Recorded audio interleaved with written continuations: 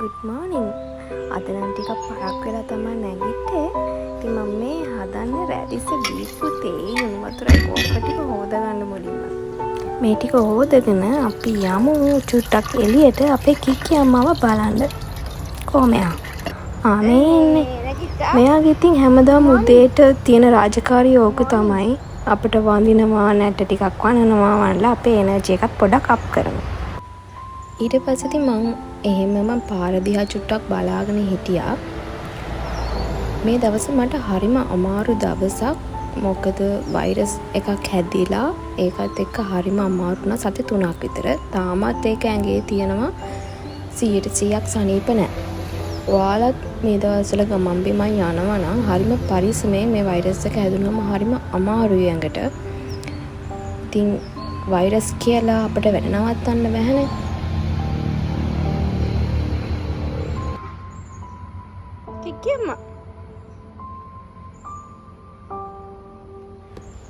ඊළඟට මම බුදුපාන ළඟට ගිහිල්ලා මගේ දවසේ වැඩ කටයුතු ඒ වගේම මගේ ටාගට්ස් මතක් කරලා පොඩක් විශ් කරා.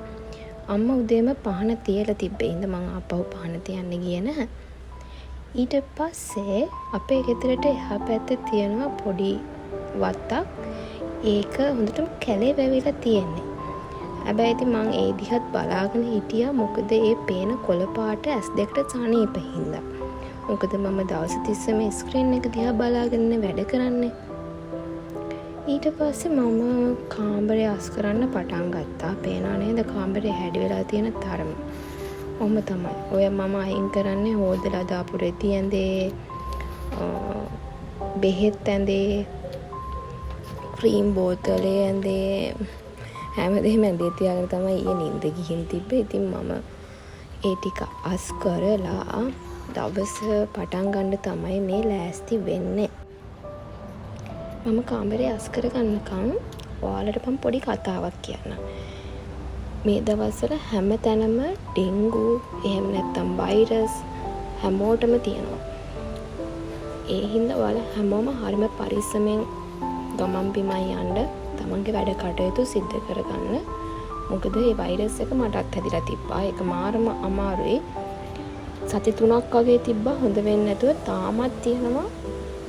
තාමත් 100%ක් හොඳ නැහැ. ඉතින් හැදෙනවට වඩා හැදෙන්නේ නැතුව වළක්වා ගන්න එක ලේසි. ඔයාලා පරිස්සමට ගමන් බිමන් යන්න, මාස්ක් එකක් යූස් කරනවා නම් එහෙම, සැනිටයිසර් යූස් කරනවා නම් එහෙම. ඊට පස්සේ ඩෙන්ගු තියෙනවා. ඩෙන්ගු ගැන අපිට වටපිටාව ගැන ඒව ගැන අවධානයෙන් ඉන්න. ඉතින් ඒක තමයි මට කියන්න ඕනේ. අපේ ජීවිතේ ඉතින් මෙහෙම තමයි. අපිට හොඳ දවස් තියෙනවා, අමාරු දවස් තියෙනවා. ඉතින් ඒ කොයි වගේ දවසක් වුණත් අපි ඉස්සරහට යන්න ඕනේ. අපේ වැඩ බැලන්ස් කරගන්න ඕනේ. ඉතින් ගිය සති 3 නම් මට මාරම අමාරු විදිහට තමයි මම වැඩ බැලන්ස් කරගත්තේ. මේ වෛරස් එකත් එක්ක ඔෆිස් එකේ වැඩ, මගේ වැඩ, අනිත් අය ගැන බලන දේවල් ඒව ඔක්කොම බැලන්ස් කරගන්න හරිම අමාරු වුණා. ඉතින් ඔයාලටත් ඒ වගේ අත්දැකීම් තියෙනවා නම් මාත් එක්කත් ෂෙයා කරගන්න කොහොමද ඒ වගේ දවස් ඔයාලා ගෙවන්නේ කියලා. ඇත්තටම ඉතින් මම මේ කල්පනා කරේ වැඩ කරන ගමන් මේ වගේ අසනීප වෙලා ඉන්න දවසක work from home job එකක් කරන්න තියනවා කියන එකත් ඇත්තටම හොඳයි නේද? ඒ අතින් අපිට ලෑස්ති වෙලා උදේම වැඩට යන්න ඕනෙත් නැහැ. ඒක පහසු විදිහේ ඇඳුම් ඇඳගෙන ඉන්න ඕනෙත් නැහැ. ඒ අතින් බලනකොට මම හරිම ලකි. ඊට පස්සේ මම මේ කාමරේ ටිකක් මොප් කරගත්තා. විස බීචනේ කාමරේ. ඉන්න අපි ටයිල් ක්ලීනර් දාලා කාමරේ මොප් කරගෙන මම වොෂ් එකකුත් දාගෙන ඇවිල්ලා මේ කරන්නේ බෙහෙත් බොන එක. බෙහෙත් තෝරන එක. අතරම මට සති 3 ගියාට පස්සේ ටිකක් අඩු වෙලා තමයි තිබ්බේ. මම ඒ හින්දා ඔළුවේ නෑවා නාලා බෙහෙත් බොන එකත් නතර කරා. පොඩක් පණ්ඩිතයිනේ. ඊට පස්සේ පොඩි අකරතැබ්බක් සිද්ධ වුණා මට. ආපහු මට වැඩි වුණා. වැඩි වෙලා ඊයේ ආපහු වමනේ ගිහිල්ලා ටිකක් අමාරු වුණා. ඒ හින්දා මට ගෙදරිනුත් බැනුම් අහන්න වුණා. දැන් මේ මම දාගෙන බෙහෙත් බොනවා ආයෙම. බෙහෙත් ටික ඉවර වෙනකම්ම බොන්නේ කියලා කිව්වා. දැන් නම් මට ගෙදරින් බේරුමක් නැහැ. එයාලත් ඇවිල්ලා මේ බෙහෙත් ටික චෙක් කරලා බලනවා මම බීලාද කියලා. ඒතර මම බෙහෙත් බොන්න ආස නැහැ. ඒ හින්දා තමයි මම ඔය මේ බෙහෙත් බොන එක අඩු වුණාට පස්සේ නැවැත්තුවේ. මං හිතුවේ හොඳයි කියලා. ඇත්තටම හොඳ වෙලා නැහැ. ඒක තාමත් තිබිලා. ඒ හින්දා දැන් මම ආයෙත් මේ ආපහු බෙහෙත් බොනවා. ඔයාලා එහෙමනම් මේ එහෙම කරන්න එපා. බෙහෙත් ගත්තොත් දිගටම බොන්න. නැත්තම් මට වගේ වැඩි වෙන්න පුළුවන්. බෙහෙත් ටික දිගටම බීලා ලෙඩේ හොඳ වෙනකම්ම පරිස්සම් වෙන්න.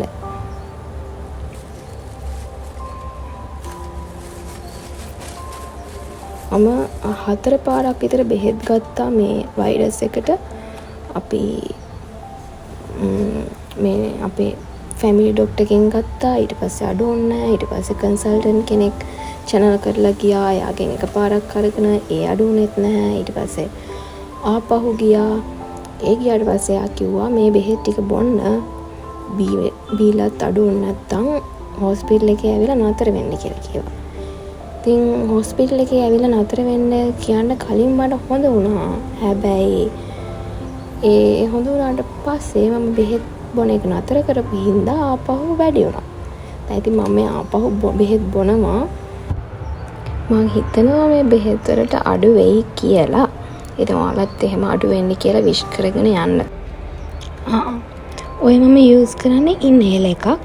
ඕක මම ෆස්ට් ටයිම් තමා යූස් කරන්නේ. මම ඊට කලින් ඉන්හේල් යූස් කරලා නැහැ. එයාලා බෙහෙත් ගන්නකොට අපිට කියලා දුන්නා ඉන්හේල් එක යූස් කරන්නේ කොහොමද කියලා. ඉස්සෙල්ලාම යූස් කරන්න කලින් ඕක ෂේක් කරන්න කියලා කිව්වා හොඳට. ඒ ෂේක් කරලා ඔකෙන් හොඳට ප්‍රෙස් කරලා එක පෆ් එකක් හොඳට කටෙන් ඇතුළට අරගෙන තප්පර 10ක් ඒක හුස්ම අල්ලගෙන ඉඳලා නාසයෙන් හුස්ම පිට කරන්න කියලා කිව්වා. ඒ විදිහට තමයි ඔක යූස් කරනවා කියලා කිව්වේ. මට ඉතින් උකට අලුත් මම කරන විදිය හරියටම කරනවද කියන්න මම දන්නේ නැහැ. ඒ වුණාට යා කියපු විදිහට කරන්න මම try කරනවා. ඊට පස්සේ බෙහෙත් බීලා ඉවරලා මම ක්‍රීම් ගත්තා. ඔයාලට කියන්න ළමයි මම ක්‍රීම් වලට මාරම විදිහට ඇඩික්ට් වෙලා ඉන්නේ. ඒක මට මානසික ලෙඩක්ද කියන මම දන්නේ නැහැ. මට හැම වෙලේම වොෂ් එකක් දාලා ආවොත් ක්‍රීම් යූස් කරන්න ඕනේ.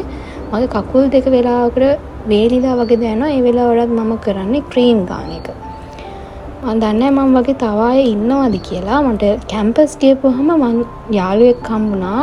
එයාත් ඒ වගේ. මම එතකම් හිතාගෙන හිටියේ මම විතරයි ඒ විදිය කෙනෙක්ට ඉන්නේ කියලා. ඊට පස්සේ ක්‍රීම් කාලා බත් බෙදාගෙන ඇවිල්ලා මම කනවා. අද තියෙන්නේ හතු තියෙනවා, වට්ටක්ක තියෙනවා, චිකන් තියෙනවා. ඒ දවස්වල වැඩි කන්න ලොකු පිරියක් නැහැ. හැබැයි හැමතිස්සෙම බඩගිනි යනවා. සමහරට බෙහෙත් වලට වෙන්නේ නැති. ඒ වුණාට බඩගිනි තරමට බත් කන්න බෑ.